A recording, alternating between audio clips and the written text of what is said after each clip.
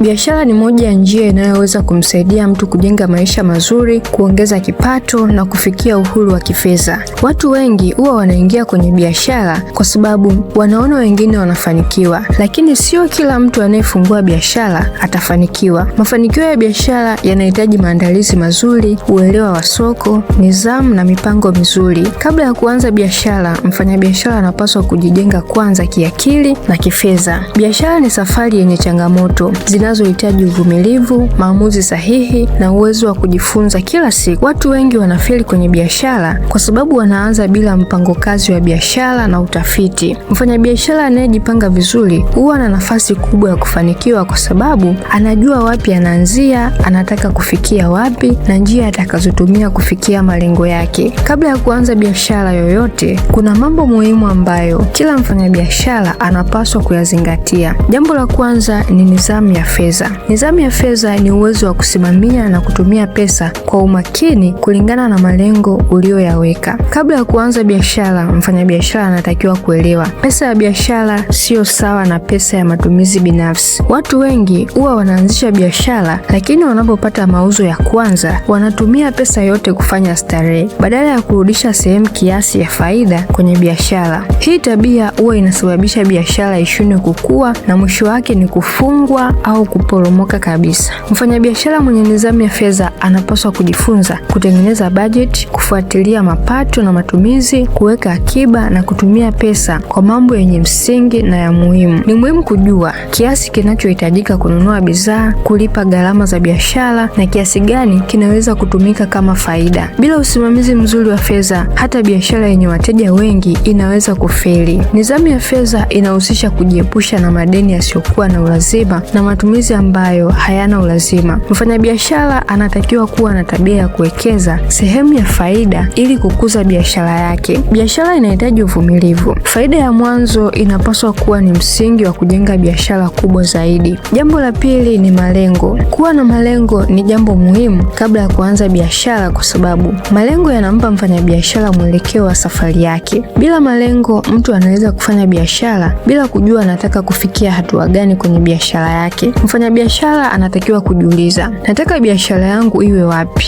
baada ya mwaka mmoja? Nataka kupata wateja wangapi? Nataka kuongeza bidhaa kiasi gani? Malengo huwa yanasaidia mfanyabiashara kufanya maamuzi sahihi na kupima maendeleo ya biashara yake. Kama lengo ni kuongeza mauzo kila mwezi, mfanyabiashara atatafuta njia za kupata wateja wengi, kuboresha huduma na kufanya matangazo mengi kulingana na bajeti yake. Malengo yanamfanya mtu awe na sababu ya kuendelea hata anapokutana na changamoto. Watu wengi huwa wanaanza biashara wakiwa na matarajio makubwa sana bila mpango wa utekelezaji. Mfanyabiashara mzuri huwa anaweka malengo ya muda mfupi na malengo ya muda mrefu na kufanya kazi kila siku ili aweze kufikia malengo yake. Malengo ni dira ya biashara. Jambo la tatu ni utafiti wa soko na wateja. Utafiti wa soko ni hatua ya kuchunguza mahitaji ya watu kabla ya kuanza kufanya biashara. Mfanyabiashara anatakiwa kujua ni bidhaa gani zinahitajika, wateja wake ni kina nani, bei wanazoweza kumudu wateja na washindani wake wanafanya kitu gani. Kuanza biashara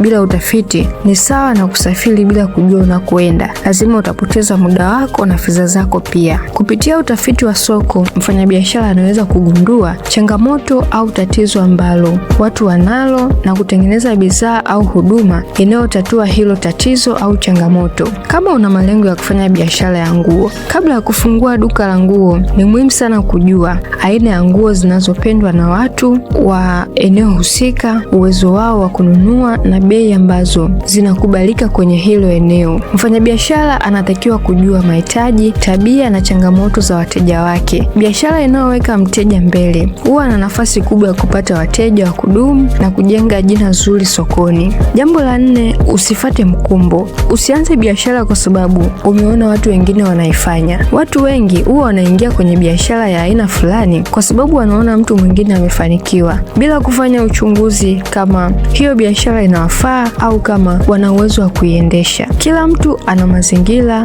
uwezo wa kifedha, ujuzi na malengo tofauti. Biashara inayomfanikisha mtu mwingine sio lazima ikufanikishe wewe kwa njia ile ile kulingana na uhitaji wa eneo husika. Mfanyabiashara anatakiwa kufanya maamuzi ya kufanya biashara kutokana na utafiti wa soko na uwezo wake mwenyewe, sio kuiga kila kitu anachokiona kwa mfanyabiashara mwingine. Ni muhimu sana kuwa mbunifu na kutafuta namna ya kuwa tofauti sokoni. Badala ya kuiga biashara nyingine moja kwa moja, unaweza kuboresha bidhaa, huduma au namna ya kuwahudumia wateja. Mafanikio ya biashara yanahitaji kuwa na mtazamo wako binafsi na mpango kazi wako wa biashara. Jambo la 5 ni akaunti za biashara kwenye mitandao ya kijamii. Kwenye dunia ya sasa, mitandao ya kijamii imekuwa ni daraja ambalo linasaidia biashara nyingi kukua na kuwafikia wateja. Kabla ya kuanza biashara, mfanyabiashara anatakiwa kufikiria namna ya kutumia mitandao ya kijamii kama sehemu ya kuwafikia wateja wengi. Akaunti za biashara kwenye mitandao ya kijamii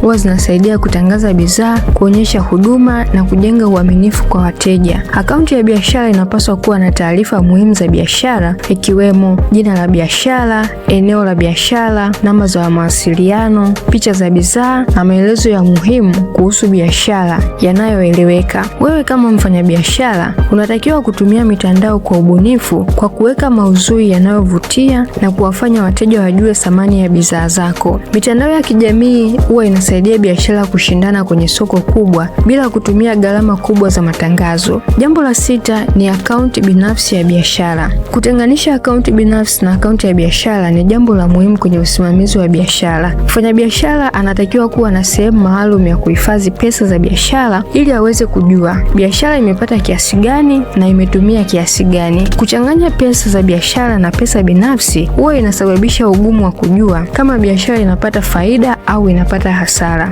Akaunti tofauti huwa inasaidia kuweka kumbukumbu sahihi za biashara. Mfanyabiashara anaweza kufuatilia mapato, matumizi, faida na maendeleo ya biashara kwa urahisi, na huwa inamsaidia kufanya maamuzi sahihi kuhusu kuongeza mtaji au kubadilisha mikakati ya biashara yake. Kuwa na akaunti ya biashara inaongeza uaminifu na uwajibikaji pia. Biashara inapokuwa na mfumo mzuri wa kifedha, inakuwa ni rahisi kukua na kupata msaada wa kifedha kwenye taasisi mbalimbali. Mfanyabiashara anayeheshimu fedha za biashara huwa anajenga msingi imara wa mafanikio ya muda mrefu. Kuanzisha biashara ni jambo ambalo linahitaji maandalizi, maarifa na nidhamu. Mfanyabiashara anayefanikiwa ni yule anayejua kusimamia fedha zake vizuri, kuweka malengo, kuelewa soko lake, kufanya maamuzi mazuri na kutumia mitandao ya kijamii kwa faida ya biashara yake. Biashara ni mchakato wa kujifunza kila siku. Changamoto zitakuwepo, lakini mtu mwenye maandalizi mazuri huwa na uwezo mkubwa wa kuzitatua kwa sababu